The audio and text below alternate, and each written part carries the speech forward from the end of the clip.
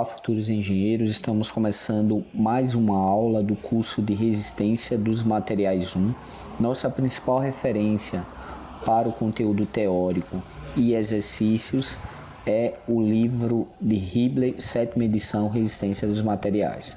Se você tem esse livro, acompanhe nossas aulas com ele. Se você não tem, você pode baixar em PDF na descrição desse vídeo ou em qualquer outro vídeo do curso de Resistência dos Materiais 1. Ok? Estamos seguindo a mesma sequência do sumário e em aulas passadas falamos sobre o tópico 1.1, introdução, e o tópico 1.2, que fala sobre o equilíbrio de um corpo deformável. Nessa aula vamos falar sobre o tópico 1.3, tensão, e o tópico 1.4, tensão normal média em uma barra com carga axial. Na sequência das aulas teóricas, eu estarei postando os principais exercícios de cada tópico. No tópico 1.3, que fala sobre tensão, de forma objetiva, para explicar o que é tensão, que o livro fala sobre tensão, nós devemos saber o seguinte: quando vamos analisar um elemento estrutural, um corpo qualquer, em que é submetido a esforços, nós temos cargas internas resultantes desse corpo. E se queremos encontrar as cargas internas resultantes em um determinado ponto, nós devemos seccionar, fazer um corte nesse meu elemento, e aqueles esforços vão gerar esforços internos resultantes nessa minha área seccionada. Esses esforços é a força resultante e o momento resultante, como mostra na figura 1.9 do livro. Porém, se dividirmos essa minha área seccionada em áreas muito pequenas, porém partindo de duas premissas: que esse material seja contínuo e, além disso, ele tem que ser coeso. Ele tem que ser contínuo no sentido de que eu tenha uma distribuição uniforme desse material, não seja um elemento com materiais diferentes, e aí eu vou ter reações diferentes para cada um desse material, ok? E ele precisa ser coeso, ele não pode ter fissuras, trincas, tem que ser, as suas porções têm que ser bem interligadas. Partindo dessas duas premissas, quando eu divido em várias áreas pequenas, subdivido essa área que vocês estão vendo, eu vou ter a seguinte situação: quanto menor for a minha área, eu vou ter uma força também menor para cada uma dessa área bem pequena, bem minúscula, e cada uma dessas forças em cada uma dessas áreas vai ter uma direção única. E essa força, estamos falando que tem direção única, nós vamos observar ela a partir das suas componentes. Como está no espaço, vamos observar suas componentes em x, em y e z. Esse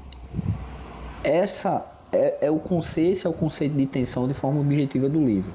Ele quer falar o seguinte: que quando eu subdividir várias áreas pequenas, eu vou ter a minha área tendendo a zero e a minha força também.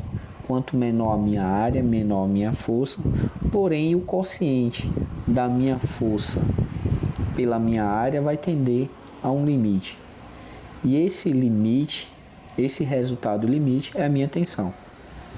Ok? Então, resumindo, tensão é a minha força sobre a minha área. Estamos analisando em partículas muito pequenas, ok? Esse é o nosso conceito de tensão. Como essa força? Estamos analisando a partir das suas componentes. Aí eu vou ter outra situação agora. Quando essa minha componente for perpendicular à minha área seccionada, ok? Aí eu vou ter a tensão normal, ok? Para cada uma daquelas áreas pequenininhas, vou ter uma força com direção única, e cada uma dessas componentes vai ter algumas situações, como essa que eu acabei de falar para vocês. Quando essa componente for perpendicular à minha área seccionada, aí eu tenho a minha tensão normal. Quando essas componentes elas estiverem no mesmo plano, aí elas vão ser tensão de cisalhamento. Então, se eu tenho aqui uma força perpendicular em um determinado ponto, eu tenho a minha tensão normal. Se eu tenho forças atuando tangencialmente ao meu plano, seja em qualquer força ou direção, aí eu tenho uma tensão de cisalhamento. E se seccionarmos ainda mais esse elemento, vocês viram que essa minha primeira figura está seccionada em apenas um plano para encontrarmos as cargas internas resultantes. Porém, se seccionarmos ainda mais essa figura nas mesmas direções dos eixos x, y e z, naqueles mesmos planos, como mostra o livro aqui, por exemplo, aquela mesma figura, ela foi seccionada aqui no plano XY. Estão vendo aqui? No plano XY, ela foi seccionada, aquela explicação que eu falei para vocês, que para cada ponto eu tenho direções únicas, forças atuando com direções únicas, e cada uma dessas forças vou ter minhas componentes em X, Y e Z. Porém, se seccionarmos ainda mais essa figura, seguindo o meu eixo, por exemplo, eu seccionei num plano aqui XZ e depois aqui ainda eu seccionei num plano YZ. Seccionando esse meu elemento de forma a ter um cubo, aí eu tenho meu estado geral de tensão, que é caracterizado pela atuação da minha tensão normal de cisalhamento em cada uma das faces desse cubo. Esse é o conceito para o meu estado geral de tensão. É caracterizado pela atuação da minha tensão normal e tensão cisalhante em cada uma das minhas faces. No tópico 1.4, fala sobre tensão normal média em uma barra com carga axial. Ele quer falar o seguinte: quando formos analisar um material em que eu tenho uma carga axial, o que é uma carga axial? É uma carga que atua na direção longitudinal daquele elemento. O que é a direção longitudinal? No comprimento daquele elemento e no eixo daquele elemento, no CG daquela figura, no eixo principal daquele elemento. Então, quando eu tiver uma carga atuando na direção longitudinal e essa carga for axial, eu vou ter a minha tensão normal média. Porém, a tensão normal média só acontece quando eu tiver uma tensão normal constante. Lembrem que quando eu falei tensão normal, nós estávamos analisando áreas pequenas tendendo a zero. Na tensão normal média, nós vamos analisar áreas dependentes do tamanho, porém com cargas axiais, ok?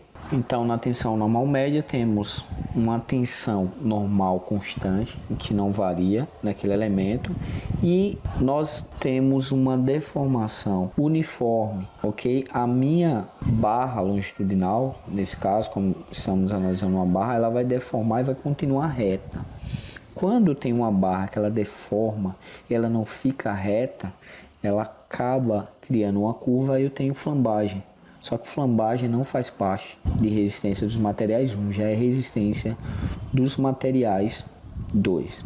Então, partindo dessas premissas, que eu tenha uma tensão normal constante, que ela não varie, que a minha barra deforme e continue reta, e também que o material dessa minha barra seja isotrópico. O que é um material isotrópico? É um material em que a construção das suas partículas, independente da sua orientação, não mude o comportamento desse material. Por exemplo, o aço. O aço, nós temos diversos cristais, independente da orientação desses cristais, eu não tenho uma mudança de comportamento do meu aço. Porém, a madeira, que é formada por fibras, a depender da orientação dessas fibras, eu tenho um resultado diferente para aquele esforço. E a tensão normal média é isso, é a atuação de uma força, é a força normal interna resultante, então ela é a resultante daqueles meus esforços normais para uma área toda em que ela está agindo de forma axial. E a formulazinha para calcularmos é P sobre A, em que P é a minha força normal interna resultante, é resultante de todos aqueles esforços que atuam em cada uma das minhas áreas minúsculas, quando estávamos falando mais detalhadamente sobre tensão normal. Então, a minha carga P vai ser a resultante de todos esses esforços que estavam atuando sobre uma área. E essa carga P, ela é perpendicular, ok? Porque ela é o resultante da minha tensão normal. Terminamos aqui a nossa aula. Com os exercícios, vocês vão assimilar melhor o assunto. Eu expliquei de forma objetiva cada um desses tópicos. Se ficou alguma dúvida, podem mandar e-mails para cursosengenhocivil@gmail.com. Se inscrevam no canal. Peço também que vocês curtam nossa página no Facebook. Boas aulas, boas notas e até a próxima aula.